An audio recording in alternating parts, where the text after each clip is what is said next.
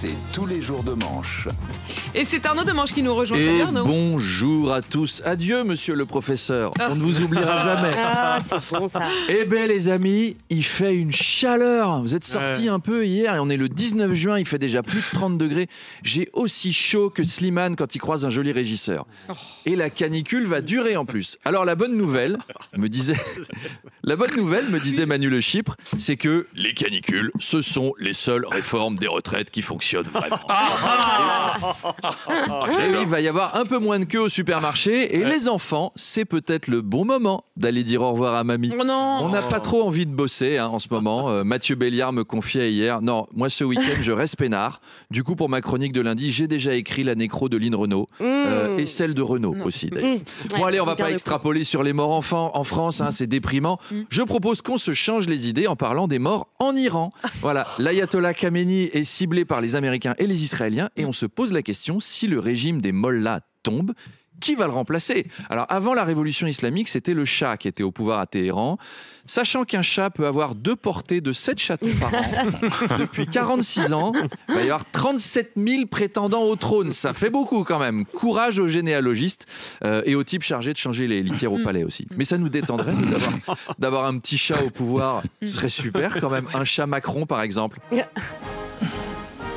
Miaou miaou, miaou miaou. Miaou miaou miaou miaou, miaou miaou miaou. Miaou miaou miaou. Et puis on aurait des débats politiques animés par un chat Marc-Olivier Fogiel contre un chat Manuel Bompard. Miaou miaou miaou, miaou miaou miaou, miaou miaou. Oh miaou miaou miaou, miaou miaou miaou, Neta miaou. Et Éric Ciotti qui répondrait miaou. Miaou, ce serait formidable. Ça nous changerait les idées, franchement. Tellement.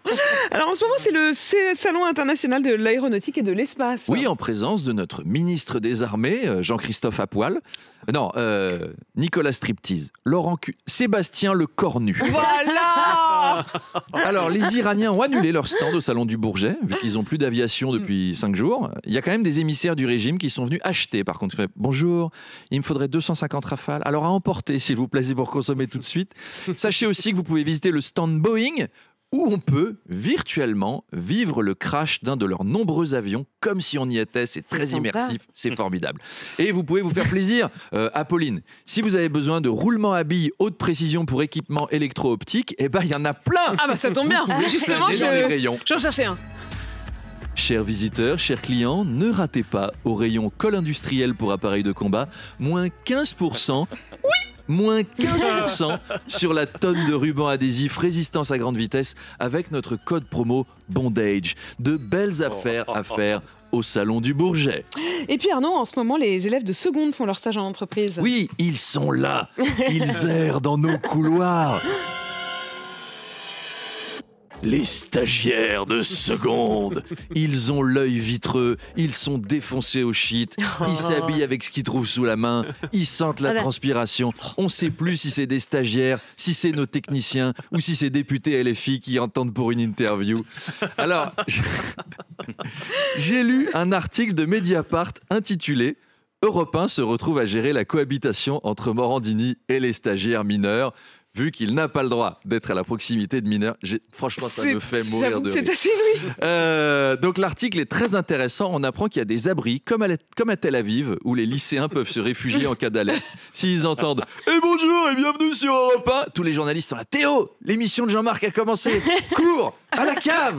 Non, pas celle-là. Celle-là, c'est sa cave. N'y va pas, surtout pas. Oh non. Non, mais vous imaginez le pauvre gosse qui est scolarisé à Bétaram et qui se dit « Ouf, c'est les stages de seconde. Je suis peinard, je vais m'éloigner un peu de la... » Et il atterrit à Europe 1 où son entretien d'embauche, ça a été... Tu aimes les films sur les gladiateurs? Tu as déjà vu un monsieur tout nu? Allez, Apolline, dans un instant, vous recevez l'ambassadeur d'Israël en France, Bernard-Henri Lévy. Non, pardon. Pardon, Joshua Zarka, qui a un boulot compliqué. Autant consul à Monaco, c'est peinard. Autant ambassadeur d'Israël en France, il y a un peu de travail. Alors restez branchés. Nous allons recevoir l'ambassadeur. Et vous savez que les réceptions de l'ambassadeur sont toujours réussies grâce à la qualité des interviews d'Apolline. Allez.